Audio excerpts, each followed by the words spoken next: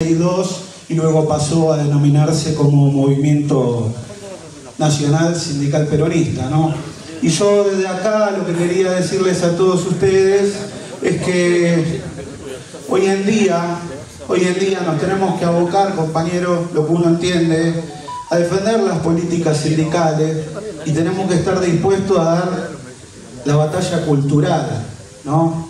Hoy en nuestro país vemos como es vapuleada la figura del general Perón, como se ataca sin precedentes al general Perón, no solo por libertarios y liberales, porque también hay que tener en cuenta que compañeros de nuestras filas durante muchos años nos han dicho a los jóvenes: no hablemos tanto de Perón a los más jovencitos porque no lo han vivido, no lo han conocido. Entonces hablemos de nuestros gobiernos últimos, porque Perón es antiguo y por ahí los pibes ven que es blanco y negro y no les gusta. Pero ¿saben qué, compañeros? Después nos hemos dado cuenta que apareció Milei y le hablaba a los pibes de Roca, les habla de Alberdi, les habla de Sarmiento, y los pibes no le dicen que es viejo ni que es blanco y negro. Lo escucharon y lo sedujo con eso. Entonces había que hablar de Perón, había que hablar más que nunca de Perón. Para muchos compañeros Perón era antiguo y ideas que venían más de la izquierda eran la novedad. No, izquierda igual que derecha eran igual de antigua, igual de vetusta. La novedad y el futuro era el general Perón. El general Perón, un visionario, el único político visionario que nos planteaba temas allá por la década del 40, del 50 y del 60, que cuando los planteaba los políticos de los demás partidos miraban el techo y decían: ¿de qué me está hablando este? ¿Cómo le vamos a dar derecho a estos negros? ¿Cómo le vamos a dar derecho a las mujeres? ¿Cómo le vamos a dar derecho a los animales? Porque Perón fue el primer argentino hace 60 años en plantear que los animales no eran cosas, que eran seres vivientes y que también merecían el respeto y el amor. Fue el general Perón también quien hablaba hace 50, 60 años atrás de globalización, como decía él, la mundialización. Nos hablaba de los sistemas computarizados, nos hablaba del trabajo informático. Y como dije recién, no solamente nos hablaba de la revolución científica y técnica para la que teníamos que estar preparados porque iba a llegar en algún momento, sino que nos planteaba esos temas que yo les decía recién. Y hoy en día la sociedad, y más que nada la juventud, porque no le hablamos de Perón, realmente de lo que hizo Perón, hoy en día tienen un desconocimiento absoluto, y eso redunda en que esta sociedad y la juventud mayoritariamente, y hablo jóvenes de 17, 18, 20 años, odian y despotrican a un Perón que jamás existió. Entonces nos dicen que Perón fomentaba la vagancia, la ignorancia, que fomentaba la crisis educacional que se fue gestando y que vemos hoy en día. Nos decían todo eso, que Perón es comunista, dicen en las redes sociales, y eso es lo que abunda en las redes sociales. Entonces nosotros, por no haber hablado de Perón, dimos lugar a esto, a que hoy la sociedad odie y despotrique contra un Perón que jamás existió. Por eso nosotros tenemos la tarea de explicarle y de contarle a los cientos de miles de trabajadores matanceros y a sus hijos y a sus nietos que Perón era todo lo contrario a lo que ellos creen. Perón jamás te iba a dar un plan social, ni te iba a tener atado a vos, a tus hijos y a tus nietos de por vida con un plan social para que lo votes. Perón te iba a dar y te dio al pueblo argentino trabajo digno, industrializó, generó obra pública, que a su vez esa obra pública demandaba insumos, demandaba acero, vidrio, químico, madera, muebles. Y Perón ponía en su doctrina como el único hombre, el hombre que trabaja, entendiendo mujeres y hombres, ¿no? Nos dicen de la educación. Perón creó más de 8.000 escuelas. Perón fue el que, como nadie, promovió la educación técnica para que justamente los chicos se inserten al mundo del trabajo.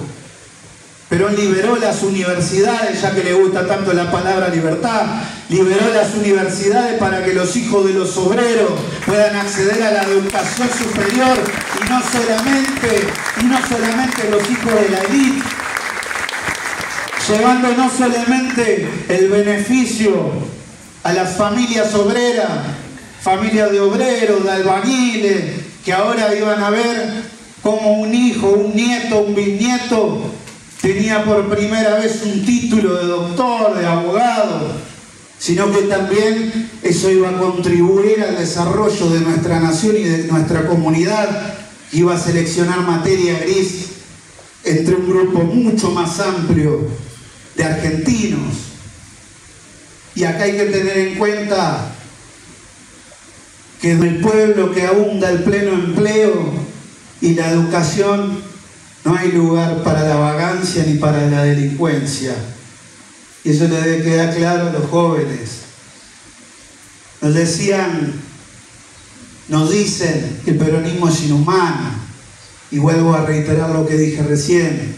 Fue Perón el único que vio al obrero y nos hizo entender que nosotros podíamos ser potencia, pero una potencia donde los trabajadores cobraran un salario justo para progresar ellos y sus familias, ¿no? Todas esas cosas son las que nos fueron contando cambiadas y que la sociedad compró. Te dice que Perón tenía un 200% de inflación promedio. Mentira. La inflación en los gobiernos de Perón era mucho más bajo que ahora. Y si había una inflación que se empezó a motorizar por primera vez, fue porque los trabajadores ahora tenían un mango para irse de vacaciones, hacerse la casita y demás. Por supuesto que eso iba a generar inflación, pero el general tenía la sapiencia necesaria y el conocimiento necesario para estabilizar esa inflación. Y cuando dice que Perón era comunista, hay que explicarle a todos esos jóvenes que despotrican contra ese Perón comunista, que gracias a Perón, Argentina es uno de los únicos países que cuando uno entra a un sindicato, en vez de ver la bandera roja y la hoz y el martillo representativa del comunismo, uno se encuentra con la Virgen de Luján, con la bandera de Argentina y con los símbolos patrios. Gracias a Perón los gremios no son comunistas, son peronistas en Argentina. Y eso hay que hacérselo saber a todos estos jóvenes que han comprado y odian a un Perón, vuelvo a decir, que jamás existió. También dicen ustedes, los peronistas solamente meten excusa, que la guerra, la pandemia, la sequía, y no se hacen cargo de lo que hicieron. Y tienen razón. Pero los que dijeron eso no eran peronistas. Jamás han leído a Perón, evidentemente. Porque Perón ha atravesado la epidemia de la poliomielitis, donde se morían los chicos, y con Ramón Carrillo tuvieron que hacer una labor titánica para frenar eso. Perón tuvo las dos guerras, la Segunda Guerra Mundial y la de Corea, que tuvo que atravesar, y tuvo la sequía del 52, en la que tuvo que poner al pueblo argentino a comer pan negro, y se quejaban que el dictador de Perón me obliga a comer pan negro. Perón jamás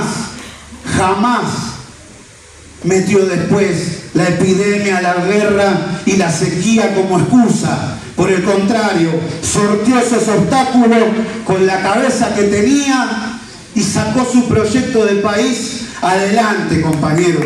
Lo que pasa es que acá no se quiso hacer una autocrítica y no se quiso admitir que los problemas no eran ni la guerra, ni la sequía, ni la pandemia. El problema era que quien conducía los destinos del país no tenía nada que ver en su cabeza con los pensamientos de Perón, sino que, como lo decía él, era un liberal de izquierda y progresista. Los peronistas me van a matar, decía, pero yo soy liberal de izquierda. El problema no eran las excusas esas, el problema era la cabeza, que estaba mal, compañeras y compañeros. Por eso nosotros tenemos que mostrar todo esto. Y vuelvo a hacer hincapié en algo que dije recién, que por ahí pasa desapercibido, pero que es muy importante y hay que hacérselo saber a los jóvenes. Hoy los jóvenes, sub 30, sub 40, que no es como antes, que 9 de cada 10 tenían hijos. Ya a los 20 y piquitos, 2, 3 hijos.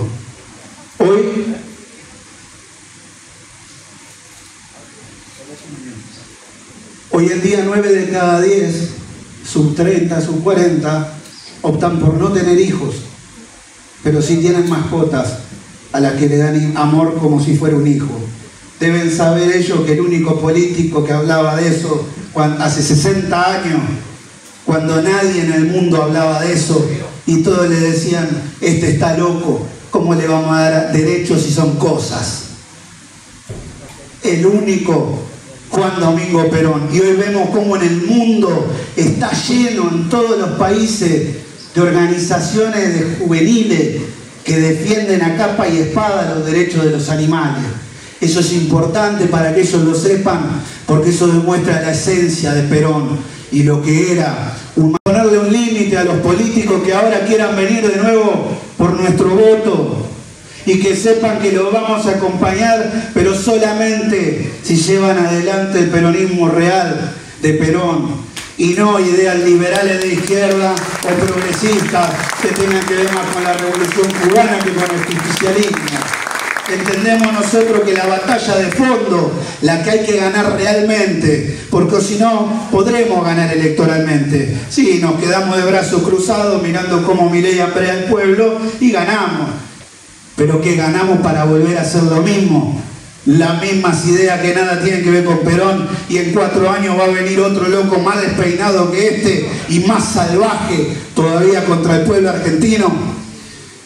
La única manera de ganar la batalla cultural, que es con los jóvenes, que es lo que va a venir de acá 10, 15, 20 años y es el futuro del país, compañero, vuelvo a repetir, es con las ideas del general Perón, del peronismo auténtico, que ha sido el único y que nos respalda la evidencia empírica y histórica, que ha dignificado al pueblo argentino, lo ha puesto de pie y nos ha demostrado que podemos aspirar a ser una potencia económica, pero donde los trabajadores y sus familias tengan salarios de suficiencia para progresar y lograr el desarrollo, compañeros. Muchas gracias y ¡viva Perón! ¡Viva! ¡Viva la patria! ¡Viva!